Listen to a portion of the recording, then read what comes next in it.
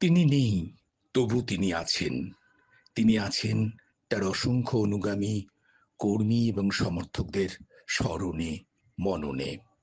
আজ ৮ই আগস্ট, ১ বছর হল বুদ্ধদেব ভট্টাচার্য, এ রাজ্যের প্রাক্তন মুখ্যমন্ত্রী ও সিপিআইএম নেতা, প্রয়াত হয়েছেন।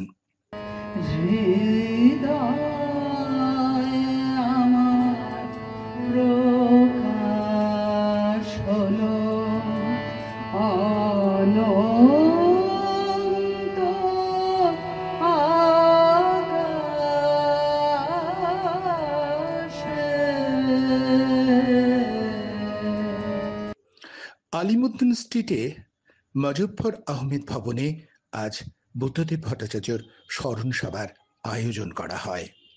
সেই স্মরণ সভায় মোহাম্মদ সেলিম ছিলেন বিমান বসু, নীলাৎপল বসুর মতো বরিষ্ঠ নেতারা, আর ছিলেন অসংখ্য সাধারণ কর্মী সমর্থক।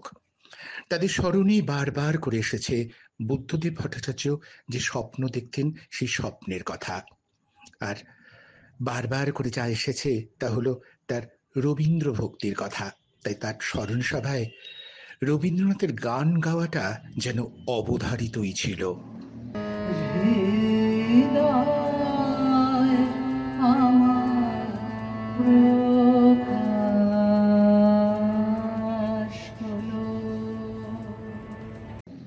রবীন্দ্রনাথ আর বুদ্ধদেব ভট্টাচার্য যেন কোথায় এক জায়গায় এসে মিলতেন, ভাবনায়, চেতনায়। কমিউনিস্ট হয়েও বুদ্ধদেব ভট্টাচার্য রবীন্দ্র অনুরাগী হতে কোনো দ্বিধা করেননি, কারণ এ দেশের পরিপ্রেক্ষিতে তিনি মনে করতেন এগিয়ে থাকা অন্যরকম করে ভাবতে হলে অবশ্যই রবীন্দ্রনাথকে স্মরণ নিতে হয়। আজ তার প্রয়াণ দিবসে সে কথা অনেকেই উল্লেখ করলেন।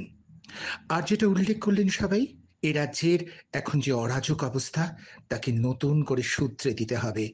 কর্মী সমর্থকদের কাছে বুদ্ধদেব ভট্টাচার্য এখনো প্রেরণা। আজকের স্মরণ সভায় তা বারবার প্রতিফলিত হলো।